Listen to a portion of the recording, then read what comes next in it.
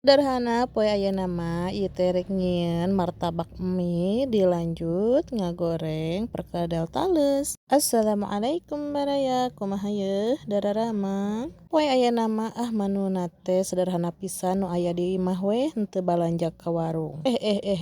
Itu geuningan endog kelakang hangkulutuk ka dinya kumaha lamun kahandapnya? Ieu teh urang ngaludek heula tales anu geus meunang nyeupan, sajenis umbi-umbianya kawas sampeu kawas gitu, tapi ieu mah tales lamun dibaraya ieu naon ngaranna? Teu tadi wadahna saeutik atawa leutik teuing jadi urang pindahkeun kana rantang, lamun geus lembut mah urang tambahan endog we sabutir, bahan penyedap rasa we sabungkus. Luy diaduk-aduk tepikeun ka ngarata si endog jeung si bumbuna. Ieu mah nya lamun eueuh kentang aya tales osok resep nyieun perkedel teh, soalna beda lamun nyieun perkedel tinu tales jeung tinu kentang. Lamun tinu kentang mah osok buyar lamun digoreng teh, lamun tinu tales mah osok pepel. Sambil nungguan minyak panas dina wajan nu sabelahna, urang nyetrekeun wajan anu sabelah deui keur ngulub mie. Tep sina ngagolak ayeuna mah urang abus-abuskeun heula adonan si talesna. Kana geus ngagolak mah asupkeun we mie, terusan urang ayeuna napkeun bumbu dina mangkok. Ieu teh henteu make lada, da si bocil bisi ngopi, tambahan endog we sabutir. Karna si mie na geus asak, ayeuna mah urang jait we kana mangkok. Luy diaduk sina tepikeun ka rata si endog jeung si bumbuna nyampur jeung mie. Rupa-rupanya nu nyebutna teh aya martabak mie, aya anu dog mie, pokona mah mie jeung endog we kitu. Saenggeusna nya urang abuskeun si minyakna, lamun geus panas urang abuskeun martabak mie nu geus meunang ngocok tadi. Ieu urang balikeun heula si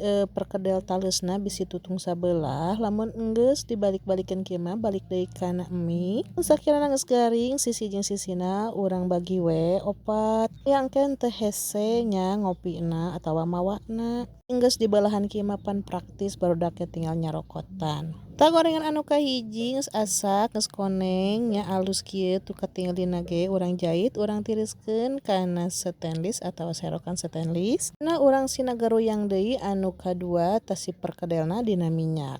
Carita ieu teh geus asak si perkedel anu kaduana oge urang simpen we kana serokan stainless meh minyakna turun. Geus minyakna turun mah urang alihkeun atawa pindahkeun kana piring. Perkedelna ge geus asak tinggal diaduk penampilanna ge meuni cantik ieu teh kriuk-kriuk. Aya geus di akhir video sakieu ti video ti abdi, tong heula bersyukur atas nikmat dinten ayeuna.